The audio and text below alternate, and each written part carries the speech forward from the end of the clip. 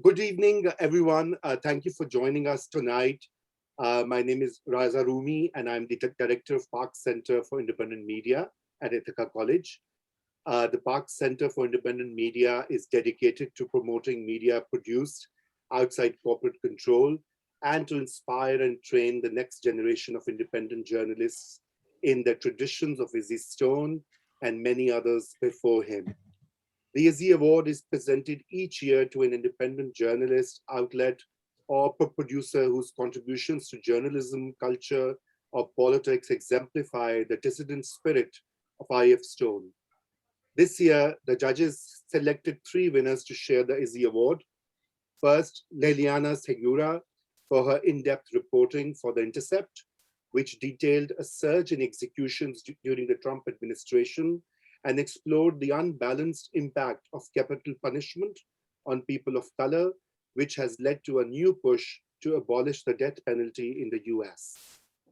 Schwab, our second winner, who's sharing the Izzy Award, gets this award for his three-part series in the nation, which explored the concealed operations of the Gates Foundation and raised significant questions about the power that billionaires wield over public policy and global health.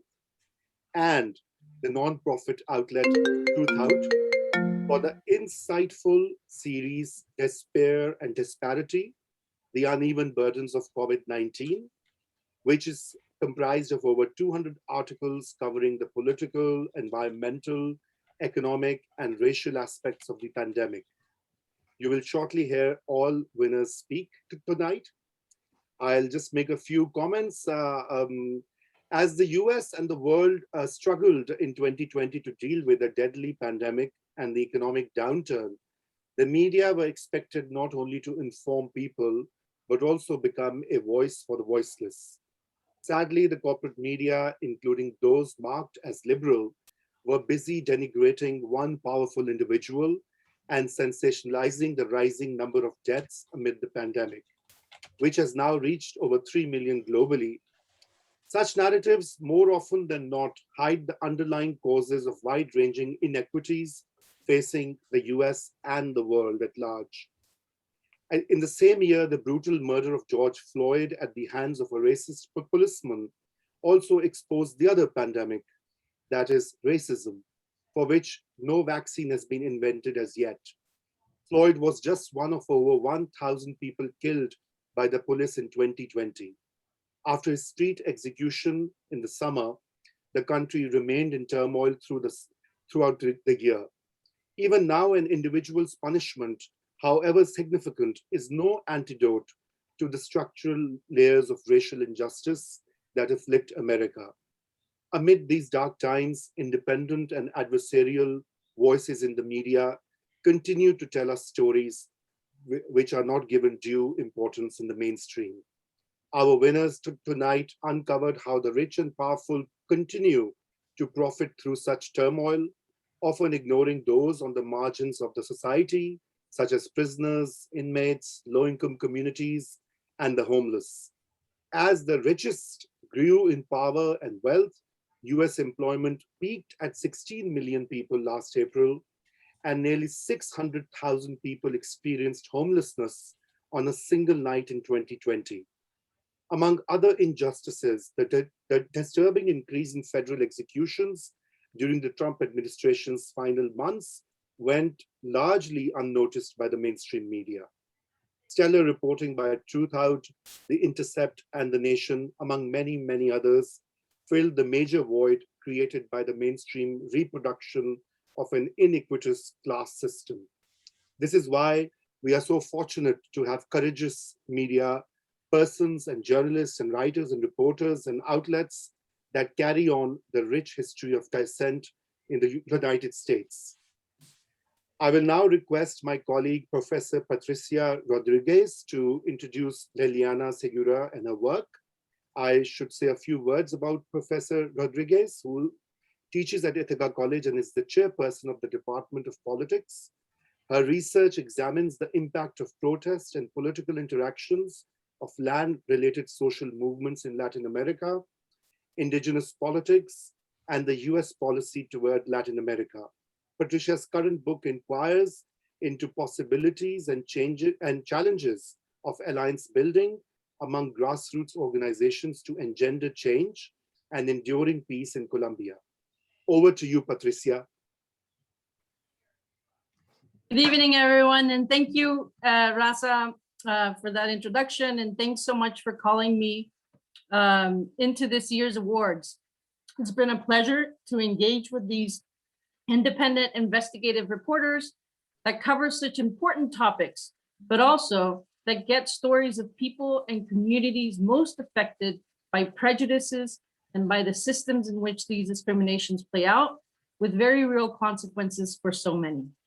Liliana Segura is senior reporter at the Intercept, doing award-winning investigative journalism, covering the US criminal justice system with a long-time focus on harsh sentencing, the death penalty, and wrongful convictions. Previously, she was associate editor at the Nation magazine, where she wrote about prison profiteering and police torture. I checked out one of these stories from 2012, and it discussed the dark legacies of police torture and impunity in Chicago, but with a lens on the impact on those who have been affected by police and state violence, especially the victims and their families and friends.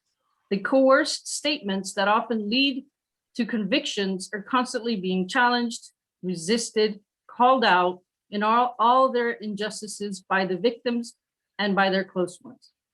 Liliana Segura has won numerous awards, including the Frederick Douglass 200 Abolitionist Category Award, given by the Frederick Douglass Family Initiative and the Anti-Racist Research and Policy Center at American University.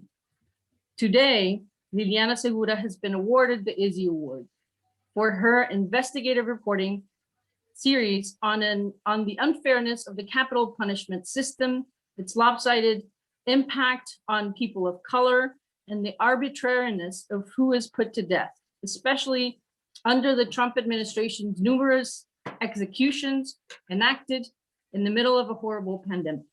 Segura's coverage creates a truly public record of executions by the state that needs to be scrutinized and that would have gone unnoticed otherwise. In her Twitter account, where she posts many of her pieces, she writes that she is more fun than she sounds. I haven't met her because she's not here. She has sent a video, but I do think that anyone who writes with such humanity and sense of justice has got to be fun and worth getting to know. Congratulations, Liliana. I think that we're gonna see the video now, and also Rodrigo Brandão from the Intercept will speak on her behalf. Thank you.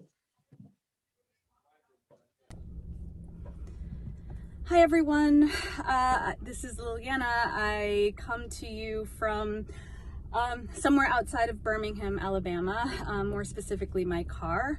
Unfortunately, I was on my way to a reporting trip earlier today when I had some car troubles and am unable to make it to my destination in southern Alabama in time for tonight's ceremony. So very, very sorry not to be able to join you for this award, but I did want to send some thoughts and greetings to you all.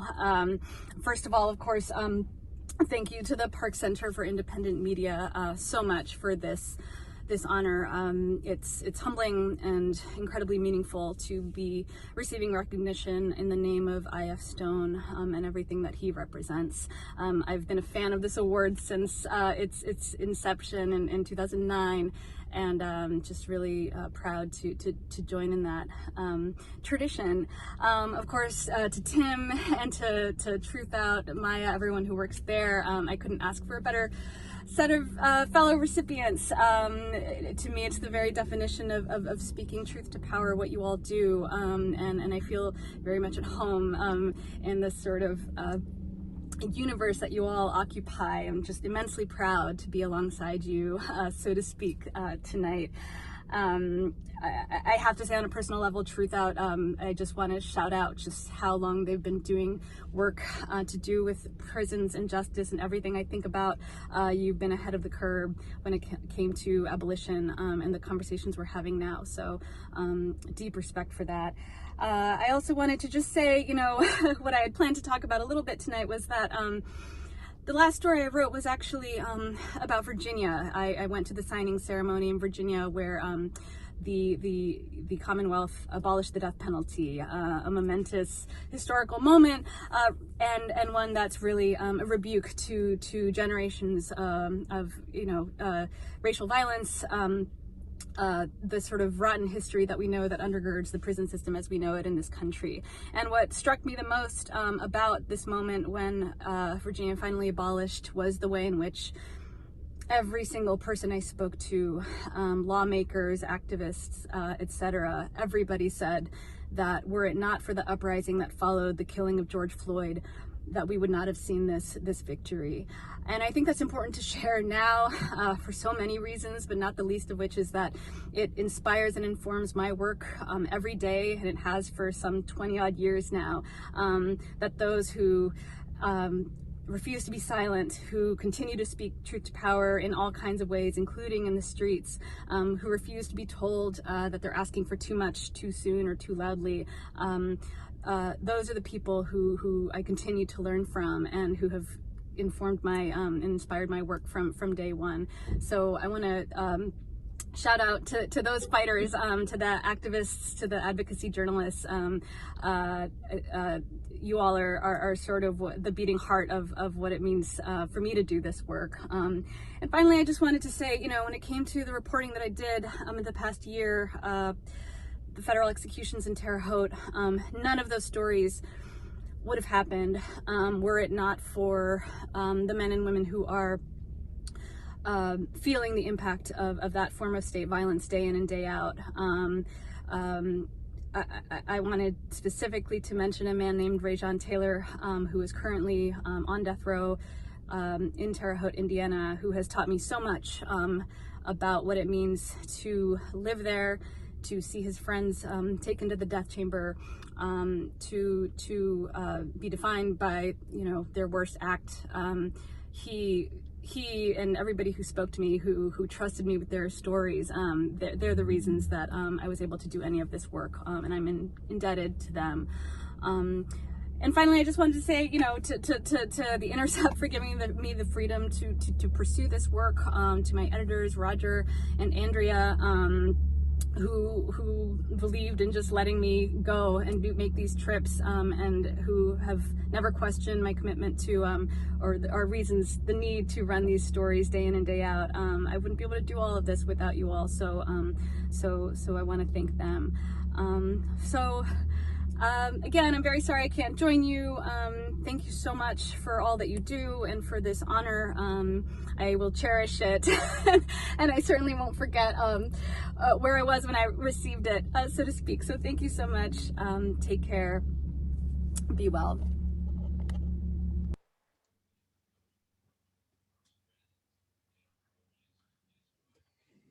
You're muted, Raza. Yes, thank you, Liliana. Unfortunately, she could not be here in person due to unavoidable reasons, but Rodrigo Brandeo, who is the Director, Communications and Strategy at the Intercept, was very generous to accept our last-minute invite and be here. So I would like him to speak briefly on behalf of the Intercept. And let me also tell everyone that Rodrigo is an alum, is an IC alum, so it's always good to have him back on campus, and here it's a virtual campus for now. Yes, Rodrigo. Thank you for inviting me, and it's a pleasure to be here. Thank you to the Park Center for Independent Media. I think it's a great honor for Liliana and myself and for everyone at the Intercept to accept this award. We're really moved by it.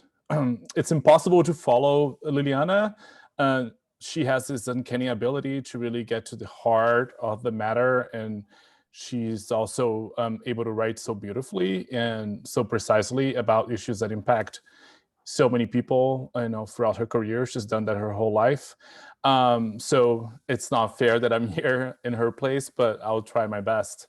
But I do know that, Liliana is incredibly committed to this work, and that she immediately, when it was announced that the Trump administration would embark on this basically unprecedented execution spree, which killed 13 people over the course of 6 months in the federal death chamber in Truthout, Indiana, she immediately jumped in and started working on what became a series of stories under a collection called Out for Blood. And I encourage all of you to read all of these stories because all of them are incredibly moving, and I think tell a lot about the kind of country we live in and what kind of system we live under as well. I think a couple of things to highlight is that Liliana was the only reporter from a national news outlet on the ground for all 13 executions. She cultivated relationships with activists, spiritual leaders, family members on both sides of the death penalty, and also talked to the people who were eventually executed. So she's really done sort of comprehensive, exhaustive work on these stories. And I think the reporting speaks for itself. And I, again, encourage everyone to go and read the stories. Just search for Out for Blood and The Intercept. Thank you so much, Rodrigo. And I must relate this anecdote that when I tweeted this event and Liliana's work, many people on Twitter asked me from my home country, Pakistan, do they have capital punishment in the US? And I said, yes, they do. Many states have that. So the work that Liliana has done is not just important for the US movements that call for the abolition of capital punishment, but I think it also has a global impact. And I just wanted to highlight that, because in many countries of the world, capital punishment not only exists, but it's really harsh and severe, and there's a whole movement. So in a way, this work is has a global resonance. So our next winner, I'll move on to Professor Bob Pichaisney, who is very kindly agreed to be here. He's also one of the longtime judges of the Izzy Award. Professor Pichaisney is the Professor Emeritus at the Institute of Communications Research at the University of Illinois at Urbana-Champaign. He's the author of several books on media and politics, and he has been hosting the weekly talk show Media Matters, and is also the co-founder of media reform organization 3 Press. Bob would introduce our next winner, Tim Schwab, and over to you, Bob. Thank you, Raza, and thank you all for being here and participating in this. I've been a judge for the Izzy since the beginning. This is my first Izzy ceremony. It took a pandemic to corral me since I never make the trip to Ithaca. And it's every year we do it is really a delight. Jeff and I and the other judges, usually Linda, Jew, we read just all this wonderful work by great and talented reporters that's being done in non-corporate media, independent media, much of which is done by people, working under very difficult circumstances and doing extraordinary work. And it's very difficult every year to come up with winners, but we find great work that rises to the top every year. And I think it's safe to say that's exactly the process we face this year with the great amount of work we got to look at, and then with the winners rising to the top, especially I would say the person I'm about to introduce now. Journalism is often called the first draft of history, and that's especially true for investigative journalism. And I say that as one who's done a lot of historical work. Historians oftentimes look at the reporting of an era before they do or as they do their own research. It becomes a crucial part of their understanding of a period, and will have a tremendous influence over it. And what we find with there's a particular problem that arises or issue that arises when a historian or a journalist enters an area that hasn't been well researched before, and they're the first person into the forest. They're the first person to really dive into something, because there's an added responsibility to that journalist or to that scholar Because if they make a mistake, if they're lazy, if they screw up, if they go off in the wrong direction, they can throw off everyone that follows them for a decade or 2 decades. They could screw it all up. On the other hand, if they get it right, if they go in and really identify what's going on, what the key issues are, what the factors are, they get the evidence. They don't settle for weak responses or poor analysis. Then they can open a door for every other scholar, every other journalist to walk through it, to carry the work forward. And I think that's the way to understand what Tim Schwab has done with his work on Bill Gates and the Gates Foundation. He has opened our door. And that's the highest compliment I can give a journalist, for not just looking at the Gates Foundation, not just looking at Bill Gates, as important as they both are, and I'll talk about that in a second, but for all sorts of work that go after this underexplored issue or unexplored issue of the role of billionaires, their foundations, their philanthropy, and how power is exercised in our society. And Bill Gates, more than anyone, exemplifies that. So it's appropriate that that is the topic or subject in the work that Tim has done. Now, I think probably you're all well familiar with Bill Gates. You should be. He's treated like a deity in our mainstream media, corporate and public, NPR, PBS. It's not really an exaggeration to say that if you watch CNN, you would think that Bill Gates is God's gift to the human race. I mean, he simply is the new Oracle of Delphi. I mean, he is basically, his word on the subject is the final word on the subject. No more needs to be said when Bill Gates has spoken. And similarly, his foundation, the Gates Foundation, one of the largest in the world, the massive capital holdings, is regarded as this wonderful saintly operation. They're to solve world hunger. We're there to solve world pandemics. They're to take care of the problem with the American educational system and get it to operate on market principles and be more efficient and effective. All these things Bill Gates is doing and getting absolutely no critical assessment in this media, where he's treated with kid gloves, and as I said, with adulation. There's been absolutely no accountability for Bill Gates, and there's been no accounting really of what he's done and what he does do until now. Tim Schwab's research and reporting on Gates has been illuminating, to say the least. It's skillful and thoughtful journalism at its best. I mean, I've lived in Seattle in the 70s and 80s. I know Gates well in a lot of different ways, not personally, but his operations, both at Microsoft and philanthropy. One of my best friends is an officer in his foundation. So I know a lot about Gates, and I still learned a lot from Tim's reporting that I didn't know. And that sort of shocked me. That doesn't happen a lot. And when it does, it gets my attention.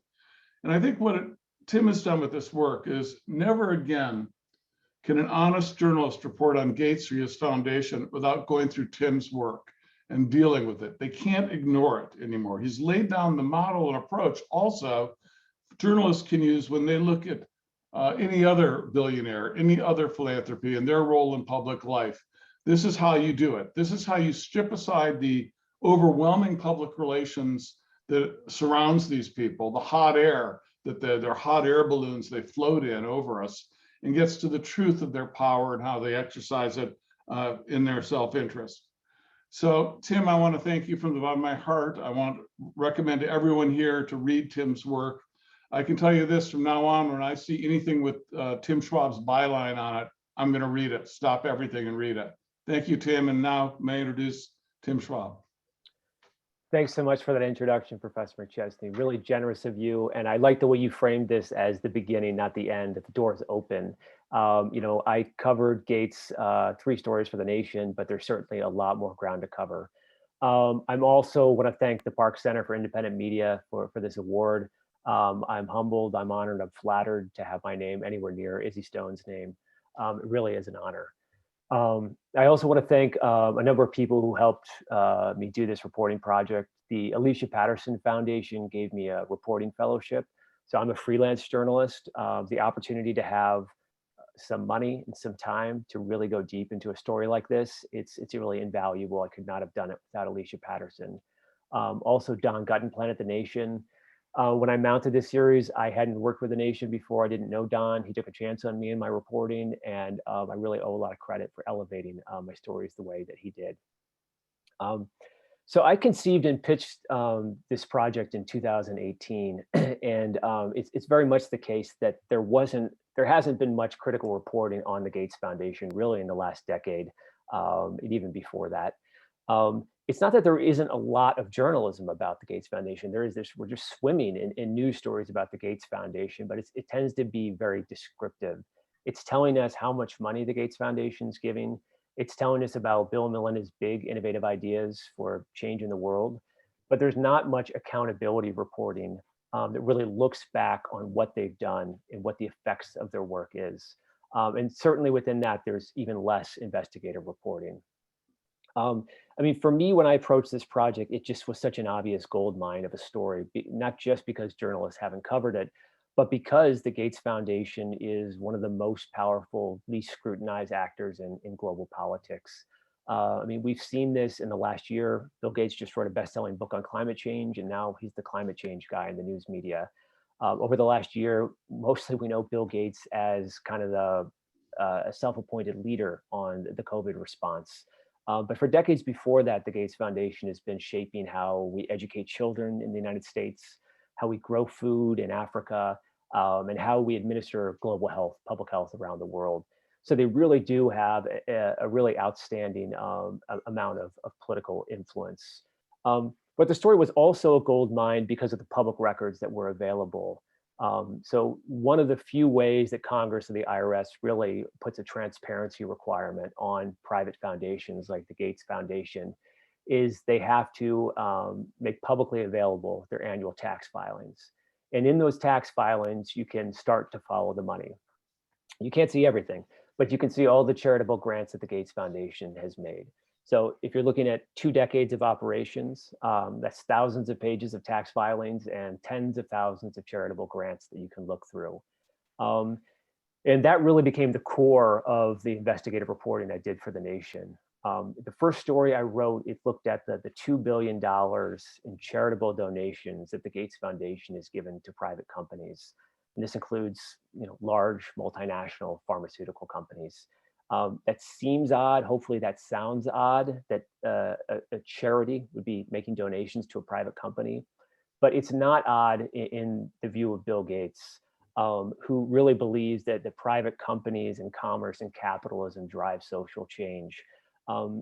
There's even interviews where he describes his work at Microsoft ushering in the computer revolution as kind of a humanitarian feat. Kind of on par with all the good deeds he's done at the Gates Foundation. So it's no surprise that when he asserted himself in the pandemic response, his idea was to work with and through big pharma to deliver solutions to the COVID pandemic, which we've seen play out in some striking ways in the last year. Another thing that I found looking through Gates' charitable donations is how much money he's giving to his critics or his would-be critics. And this includes $250 million to journalism, to newsrooms. It also includes $8 billion to universities, where some researchers have coined the term the Bill chill, which is a chilling effect, that a reluctance to bite the hand that feeds them. Bill Gates gives so much money. So all of this suggests that Gates has some ability to neutralize his critics, and that, to be sure, that must be part of the reason why we don't have a richer critical discourse around the Gates Foundation. But that's not to say that there aren't critics. And as I start to do my reporting, you realize how many critics they are. They're really legion. And this is from prestigious universities, research institutes, medical doctors, civil society activists. There really are a lot of critical voices around the Gates Foundation. We just don't hear them that often in the news media. And I'll also say that readers are really starving for critical perspectives on the Gates Foundation because we're just swimming or drowning in the good news about the Gates Foundation. But where's the critical reporting? A quirk of my series is that the first story appeared in the middle of March, right as really the kind of COVID pandemic was taking hold. And right as Bill Gates suddenly is constantly in the news as a talking head, sort of describing the path forward to resolving the pandemic. And he really got a hero's welcome in the news media as somebody who's stepping in where our political leaders had failed, somebody who's marshaling his resources to solve the pandemic. I mean, to me, it seemed like a really odd framing, because if you know Bill Gates' histories, he's one of history's most storied monopolists. And it seems odd that you would want somebody like him with his pedigree to be anywhere near a decision-making process around how we're going to develop and distribute a COVID vaccine, which is arguably one of the most potent monopoly markets we've ever seen. It's a vaccine that everybody on Earth needs 1 or maybe 2 doses of. Why would Bill Gates be close to the decision-making table on that? And that's another story I wrote for The Nation late last summer, profiling Gates' assertion of power in the pandemic. And he's done this through the Gates Foundation and several organizations that Gates funds, really exercises control over the World Health Organization's COVID response. The WHO, of course, is responsible how people in low and middle income countries, the developing world, how they get or how they don't get access to vaccines, therapeutics, and diagnostics. So, Gates' role in the pandemic, it's really been striking, but it's also been somewhat predictable in that he's used his money, his influence, his celebrity, his bully pulpit, his place in the media to really kind of defend the prevailing market mechanisms guiding big pharma. And, right now, even I think mainstream news is looking at the way that the COVID vaccine is being rolled out and the pharmaceutical control over these markets and not making it freely available for any capable manufacturer to produce. That's being, even in the mainstream media, seen as an obstacle to ramping up vaccine production. And you're sort of seeing a reappraisal of big pharma as not necessarily a solution, but an obstacle to solving COVID. But certainly this is all presiding over a really nightmarish vaccine apartheid, where the rich, the wealthy have first access to these vaccines while the poor don't, and that's playing out in really sad ways around the world. So at a certain point as a journalist and maybe as a reader, you step back and you want there to be some karmic justice. You want there to be some accounting to think, well, if Bill Gates is going to sit here and receive all this adulation about his all the hard work he's done in the pandemic, and this kind of hero narrative surrounding his work and his leadership, isn't a defining characteristic of leadership to also take responsibility when things go bad, when there's failures? And the answer with Bill Gates is no, there isn't a responsibility, because he's not accountable. He is not an elected official. He's not a public official. There's no way we can use a public process to remove Bill Gates. Congress and the IRS, they have the ability that they're not using to provide checks and balances over the Gates Foundation. But it is really important for journalists to also step in and provide that role of accountability. And I couldn't agree more with what Professor Pichaisney said, is that this is an issue for journalists, for democracy, that is much bigger than the Gates Foundation. He has created a really clever way for billionaires to exercise political power that is totally undemocratic and unaccountable. It's a model that a next generation of tech billionaires are absolutely going to follow. So it's a model that we need to continue to scrutinize. And I do think that I know there's a lot of students at Ithaca College who might be listening, and I think this is a really rich area to pursue for the next generation of journalists. But yeah, I just want to say thank you to the Park Center. This award, it means the world to me, and I'm really appreciative. Thank you. Thank you so much, Tim. And I would now call upon Jeff Cohen to introduce our next winner, the news outlet Truthout, which is being represented by its editor-in-chief, Maya Shenwar. Jeff Cohen is the founding director of PCIM, though Jeff needs no introduction. And he is also the founder of media watchdog group, Fairness and Accuracy in Reporting, or FAIR in short. Jeff is a longtime journalist and a media critic. He has co-produced many documentaries, including the acclaimed All Governments Lie, Truth, Deception, and the Spirit of Eye of Stone. Jeff has also been a TV commentator and is a prolific writer, and has been published on multiple platforms. Over to you, Jeff. Thank you, Raza. Thank you very much. You know, it's an honor to present this award to an outlet that I rely on, that I read, that I have occasionally written for, a truly independent news outlet that has no corporate owners, no corporate sponsors, that is supported totally by its readership, and therefore has no editorial obstacles to its pursuit of truth.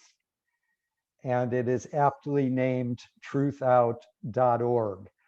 Last year, in its coverage of the uneven burdens of COVID-19, Truthout explored the class and racial disparities that have long existed in our country and that have been brought into sharp relief, dramatic relief, due to the pandemic. And during the year of social distancing, Truthout was venturing where few other outlets were going, to look at the various impacts of COVID, the impact of COVID on homeless people, the impact of COVID on people struggling with drug addiction, the impact of COVID on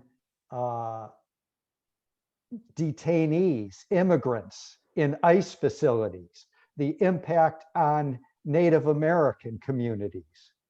And in 2 articles that you could have read in Truthout last year about the impact of COVID on prisoners, these 2 articles were written by prison inmate in Michigan, Lacino Hamilton, from inside prison, exploring issues from the inside that very few others were even looking at.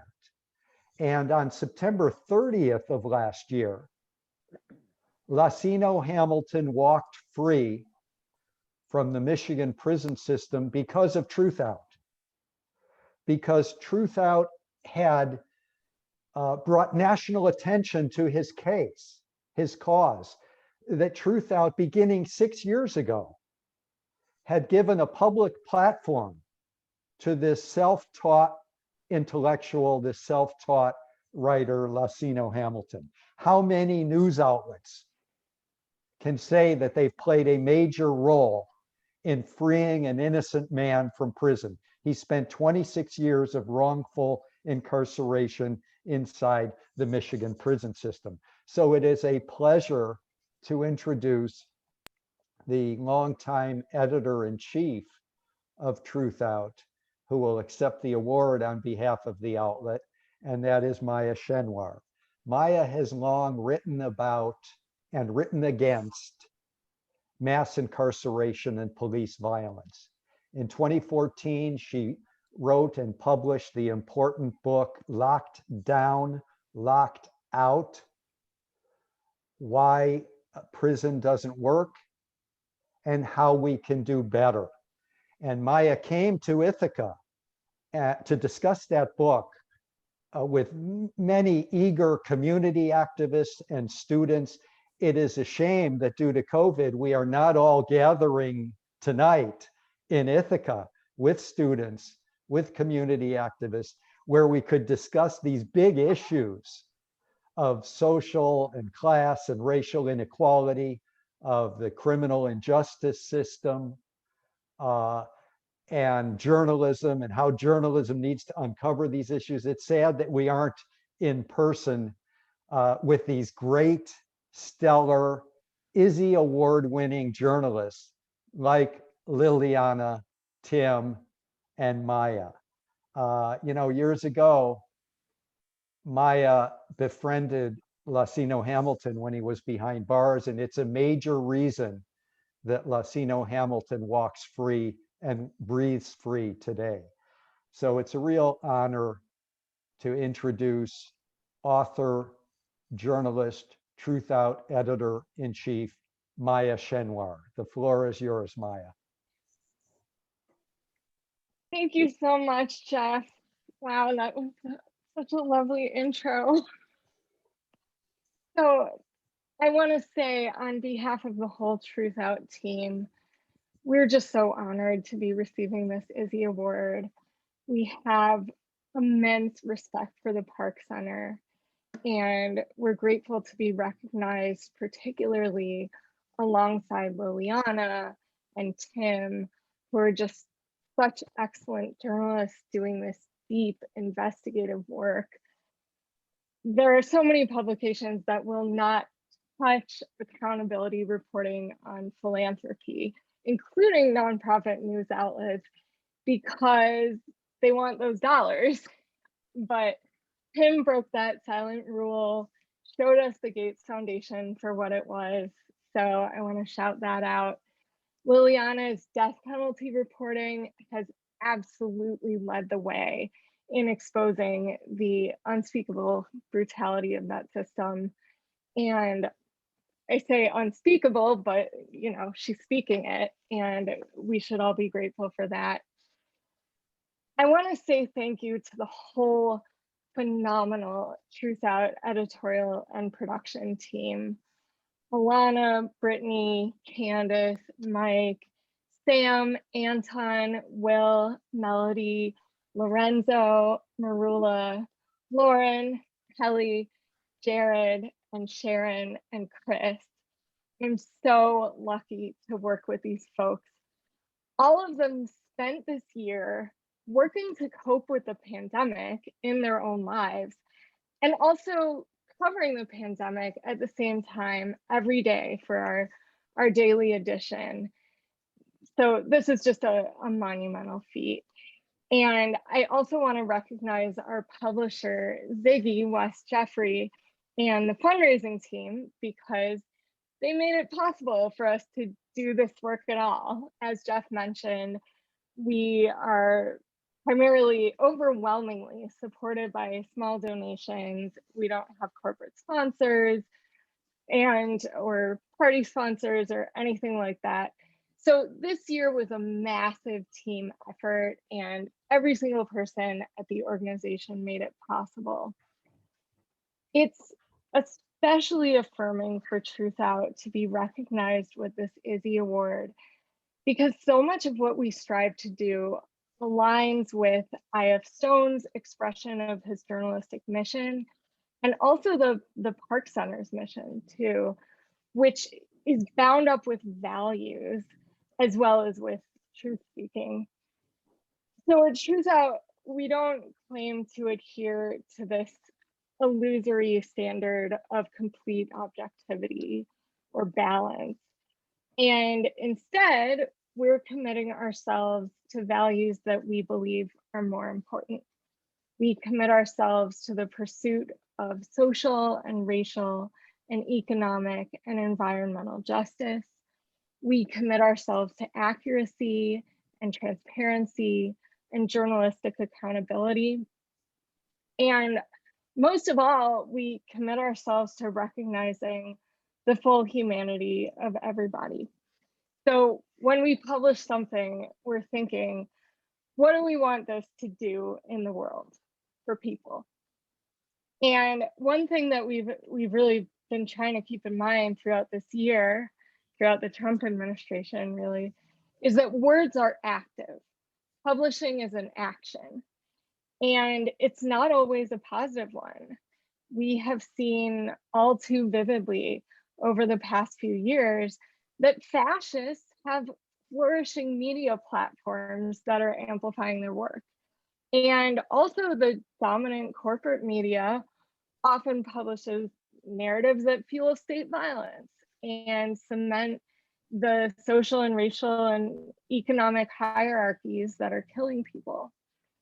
So our role in this sphere of independent and progressive media is to be firmly on the side of justice. We don't see a reason to hide what side we're on. So at Truthout, when COVID hit, we thought really deeply about what we could uniquely contribute to covering an issue that basically every news publication would be covering. And we decided to ground ourselves in our mission and focus on exposing the systemic injustices that were driving so many aspects of the crisis. So we launched this series, Despair and Disparity, in early March of 2020. And in approaching this project, we had to think creatively about what it would mean to do authentic reporting during a time of social distancing. And in doing that, we reaffirmed our commitment to seeking ways for impacted people to share their own stories on our pages, both through interviews and reporting, and also through publishing people's narratives. So we published reporting and narratives by people that were written by people who were incarcerated, about the brutal conditions inside jails and prisons and ICE detention during the pandemic. We published the narratives of medical workers who were given inadequate protection on the job and brought COVID home to their family members. We published analysis by people who were impacted by the foster care system, and we're now looking at how pandemic era foster care policies were tearing families apart. And then meanwhile, we were working to tell the stories of how the pandemic was exacerbating existing injustices. So as Jeff mentioned, we reported on how the war on drugs was fueling overdoses, when overdoses just skyrocketed over the past year. And this was at a time when conservatives were blaming the overdose crisis on COVID safety measures. We reported on how long-running systems of abandonment were resulting in even more Black and Indigenous people, disabled people, immigrants, people experiencing homelessness, becoming ill and dying during the pandemic. We reported on the ways in which the climate crisis and environmental degradation set the conditions for the pandemic and also worsened its effects.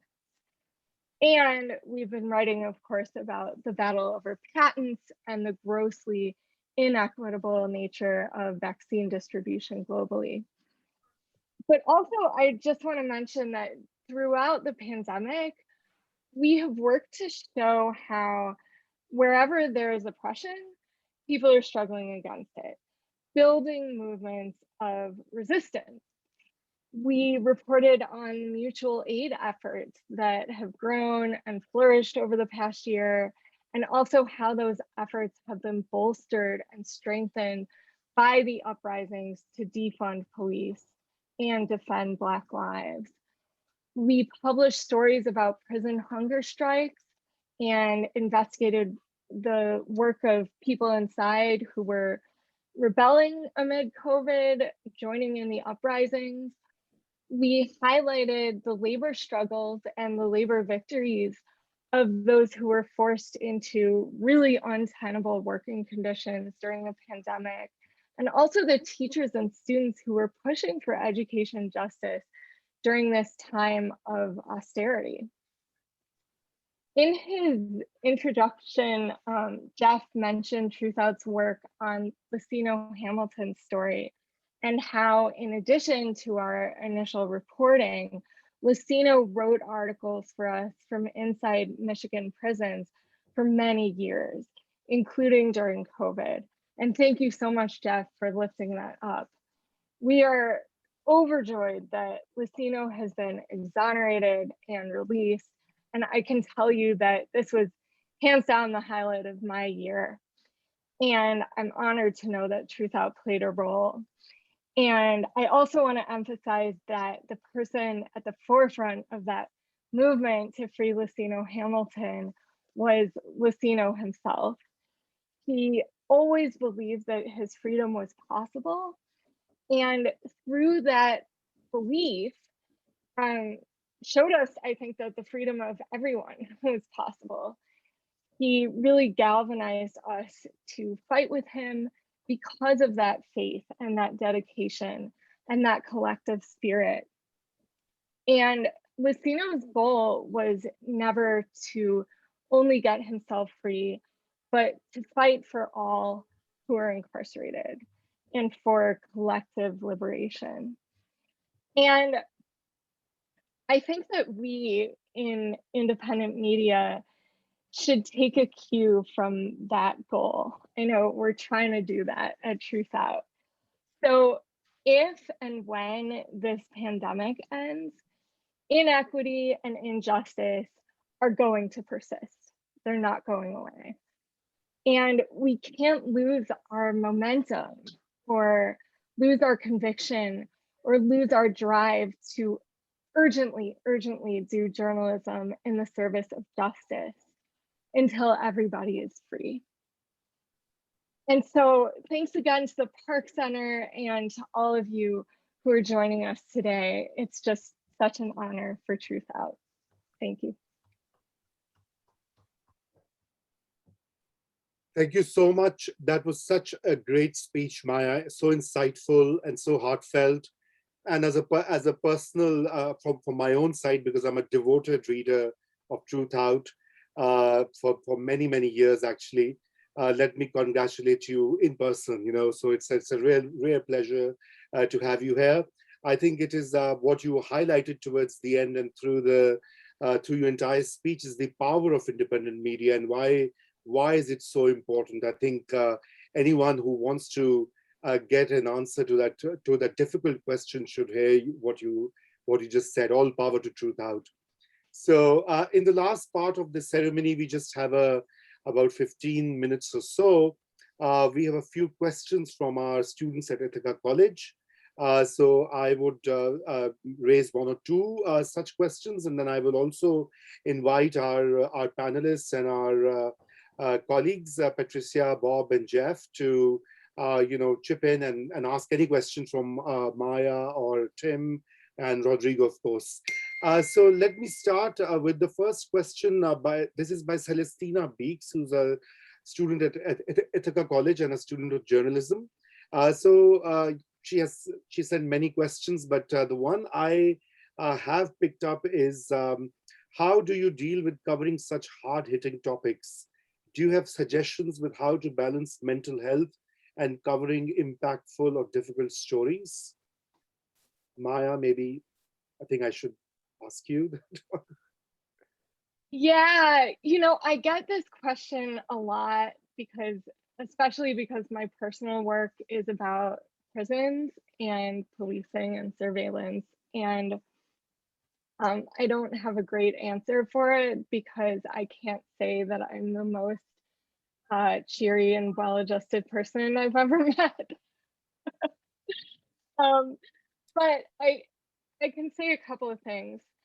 One is that for me, one thing that has been helpful is to let myself connect fully with the issue.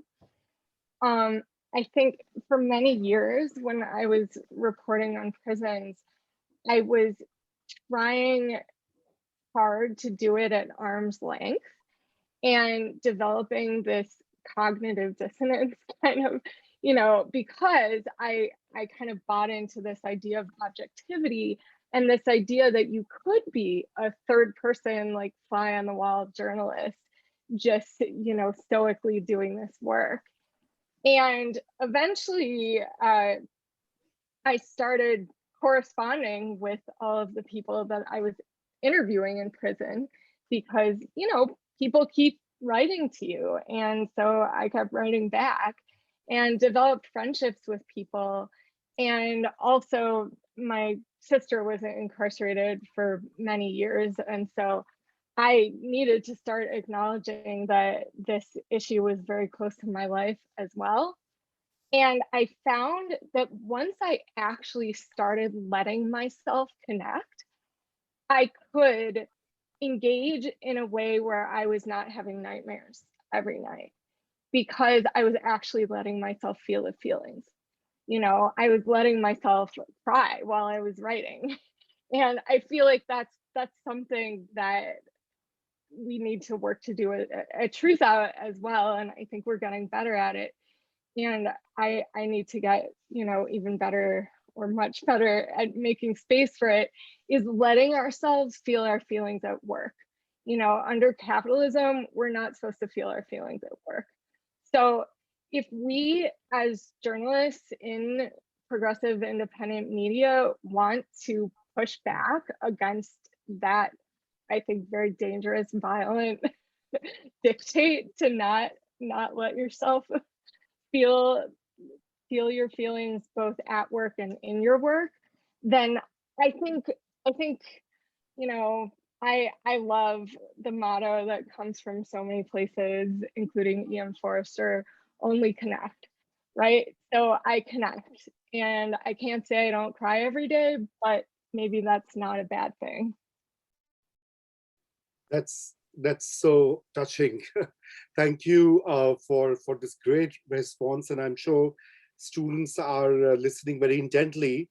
Another question that I have is actually it's for everyone. It's by Malik Mercier, who is also a student of journalism. He's a junior, and he says that, do you think that being at your specific independent outlet has helped at all with your journalism? Do you think that the outlet you write or work for matters in getting the work done? Any advice in terms of who to work for would be helpful. Well, Tim, you have a lot of questions rolled into one. So does the outlet matter? I think that's the key to this question, you know, where you're writing or working for. Yeah, it's an interesting question maybe for me because, you know, writing about the Gates Foundation in a media environment that's just, you know, inundated with funding from the Gates Foundation limits your opportunities.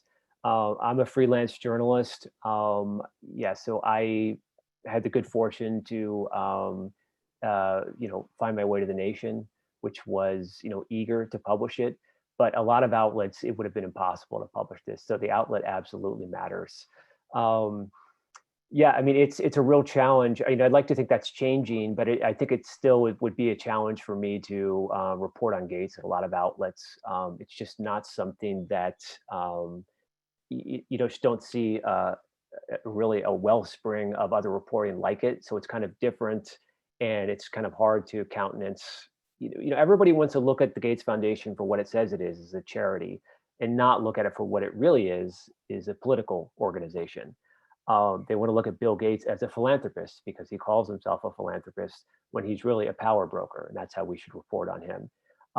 So yeah, from, you know, my perspective, I'm sure you know, Maya has a different take on this, but the outlet absolutely does matter, and you should be, you know, very careful about you know, and very conscious about where you pitch your stories and where you want to work with, and make sure that their mission and their values align with the work that you want to do. And hopefully that's independent journalism.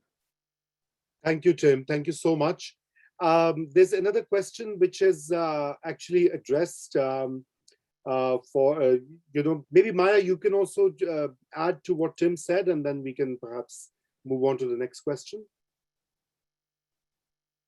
Sure. I mean, my answer is pretty simple because I have worked for Truthout for 13.5 years. So I'm kind of biased when it comes to outlets, but I, you know, have intermittently written for other outlets. And I feel like it's absolutely true that you need to think carefully before you pitch. I've definitely been in the position, I'll mention like 2 quick things, been in the position of having really important elements of a situation or a person's story removed in the name of fact checking. Truthout is, you know, really into fact checking. I think we do a fantastic job with it.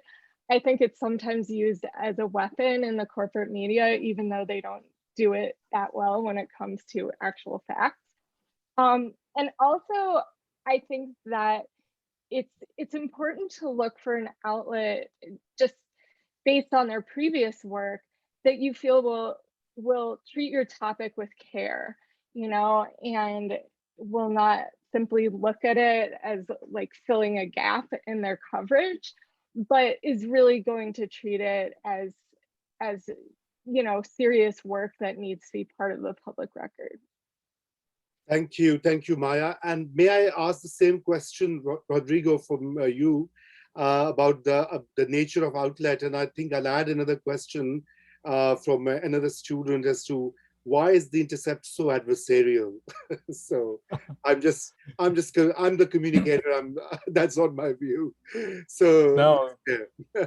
that's a great question. I think the outlet absolutely matters. It matters what kind of people you work with, and the way that they approach journalism, the way that they work with editors, with freelancers. I think that it all makes a big difference in terms of not only what stories can be produced and can be reported, but also the way the stories are, released and supported in the world. So I think that the outlet absolutely matters, and it's a good idea. I just have to agree with Tim's advice, which is that, you have to be very careful and really also know what kind of pitch, an outlet is interested in. So I think it's always a good idea to do some research and to know what outlets are interested in and what kind of pitch will likely work with them. And yeah, adversarial journalism is part of our mission, and we believe that it's important to be confrontational and that it's important to speak truth to power.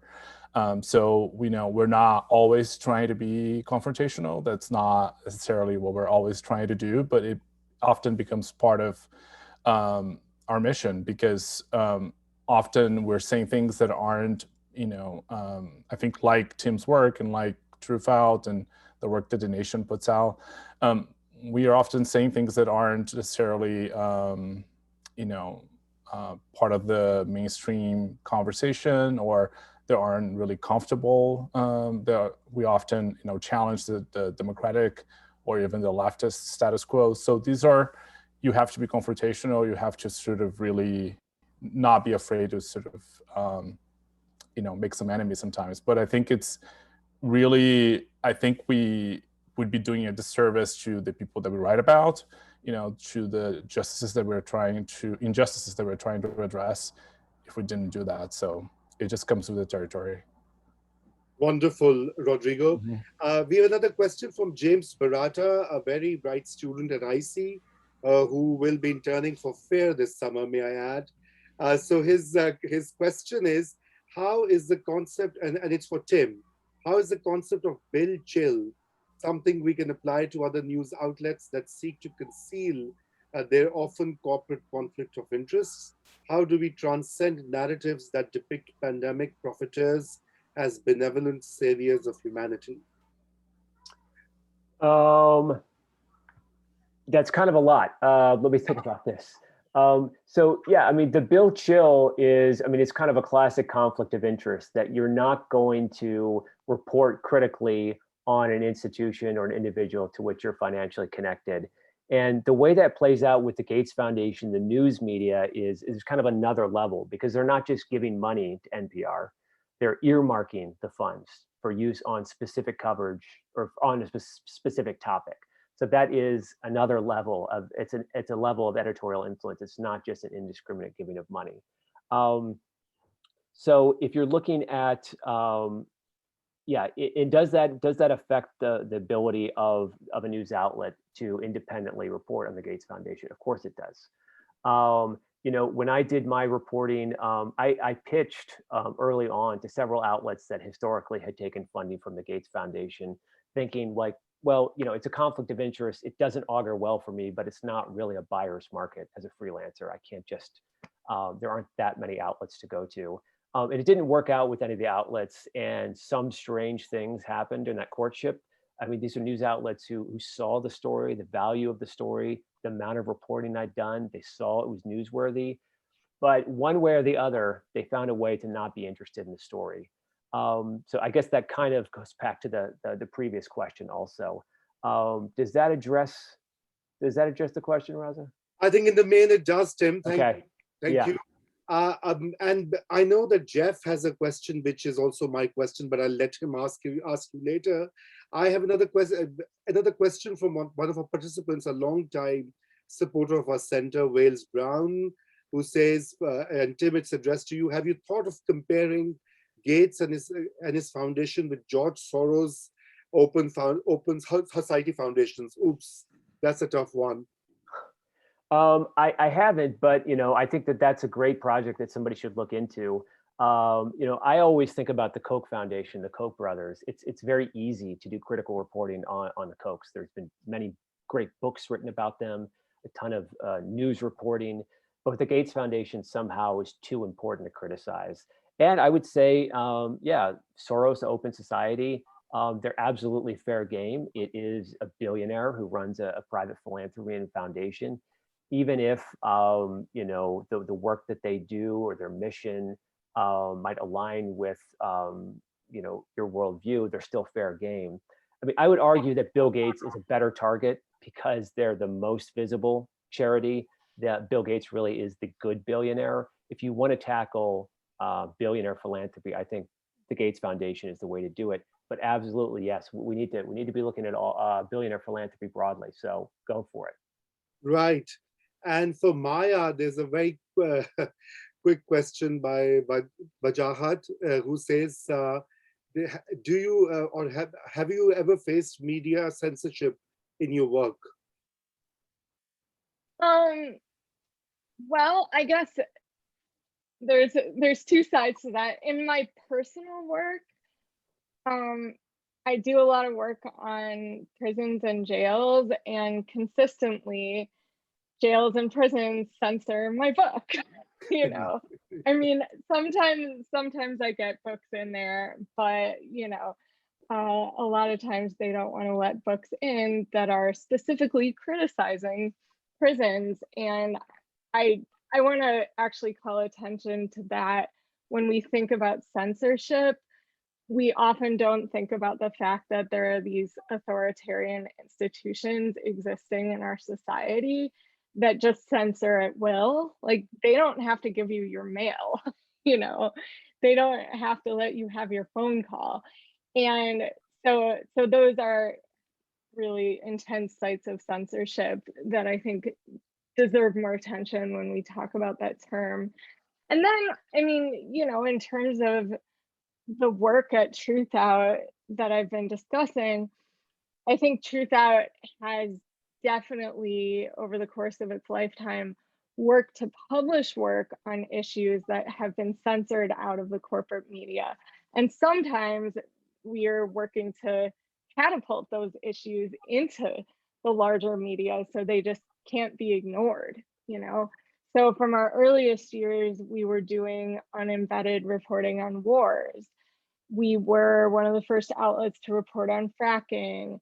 We were interviewing and uplifting abolitionist organizers before it was cool, And so, right, so when we think about censorship, like what that means, everyone has a different definition of it now. Sometimes people tell us we're censoring them if we won't publish their article, But I think we have to think about independent media as really creating opportunities to uplift some of those issues that might not be able to be discussed more broadly, but providing a channel to discuss them more broadly in the future. Like some of these issues I just mentioned, the idea 10 years ago that all of these stories would be coming out of prisons and jails and that dominant media would be reporting on them would be unheard of. Like, I can't even tell you, Right. So doing that catapulting work, right? Agreed. Yeah, great response. Jeff, over to you with your question, because that's also of my interest. Yeah, I had a short question for Tim and then a broader one. The short one for Tim is, we know that Bill Gates would not sit for an interview with you. Have you heard from Bill or Melinda Gates? And I don't just mean a form letter. Have you heard any feedback from them after your reporting came out? And the question I always heard when I was at Ithaca teaching in the journalism department was often from social justice minded students, journalism majors, who would say, I want to work in independent media where I can investigate the most powerful people in society, but I need to earn an income. So I want both of you, Tim's been a struggling freelancer who, instead of writing for publications that Bill Gates and billionaires like him smile upon, he's exposing Bill Gates. And Maya has worked at Truthout, a nonprofit. Obviously as editor-in-chief, your income is probably 1/3 or 1/4 the editor-in-chief at the New York Times. Talk about the issue of the economics of being a journalist who gets to write about what you want to write about and wakes up every morning being ready to slay dragons, but you don't get the income that you might have gotten at a corporate outlet. Yeah, so it's been radio silence from Bill and Melinda Gates. They've spent much of the last year talking about the foundation's radical commitment to radical transparency, is what they say. In the face of all these conspiracy theories swirling around the foundation, they're committed to radical transparency. But not only have I not heard from Bill or Melinda Gates, but the Gates Foundation itself just will not engage with critical questions. And if you watch enough of Bill Gates being interviewed, you will occasionally see a tough question asked of Bill Gates, but you won't hear a tough follow-up question. So what they're doing is just letting him off the hook. And that's not the kind of reporting I do, so maybe it's not surprising. But if Bill and Melinda Gates are listening, if you get word of this, I would love to sit and talk. I want to hear your perspective. In terms of the economics, it's brutal. I don't know how else to say it. Yes, it is nice to really pursue to conceive of a project and to pitch it and to carry it out. Like I said, with this one, I had the good fortune to get a Alicia Patterson reporting fellowship. There's no way this story would have been done without that. They give you a few months, or you could even get one for 12 months to do a reporting project. And there aren't too many fellowships like that out there. So for me, it's, my career is the economics of it are very much a work in progress. I know a lot of freelancers have started like a Patreon account or Kickstarter account where readers can make donations. I haven't done that yet. I probably should. So I don't have any good advice on the economics of it. It's just, there's an awful lot of opportunities to side hustle or sell out, but I really think that it's a bad idea. I don't think you can do, if you really want to do this kind of hard-hitting investigative journalism, you have to take your lumps somewhere. So I would just say, organize your life. I mean, it is a privilege to do it. Maybe you have a spouse that has a regular income and you can, come on some kind of arrangement. Yeah, I don't have a good answer. It's tough. Maya, you want to add?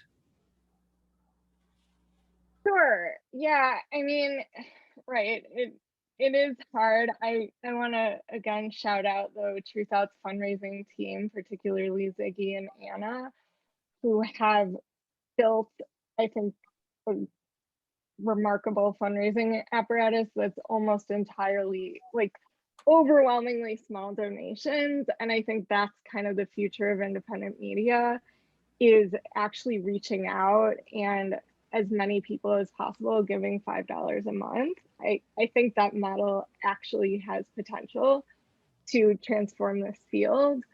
I mean, we have actually, over the course of the past 3 years, tried to make a project of living our values in terms of how we're treating our staff.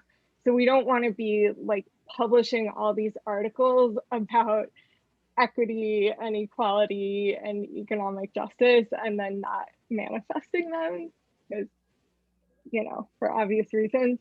And so we have been, trying to do this work to figure out how to raise wages, how to implement good policies and benefits, like, over the past few years, we've added a sabbatical policy, parental leave policy, added a bunch of benefits. And I think that, like, we're not all the way there, but we're figuring out how to build an equitable workplace. And so much of it comes back to trying to build this organization that is funded by actual people. Like what Tim is saying about foundations, like, love foundations. Thank you, Park Foundation, for being awesome.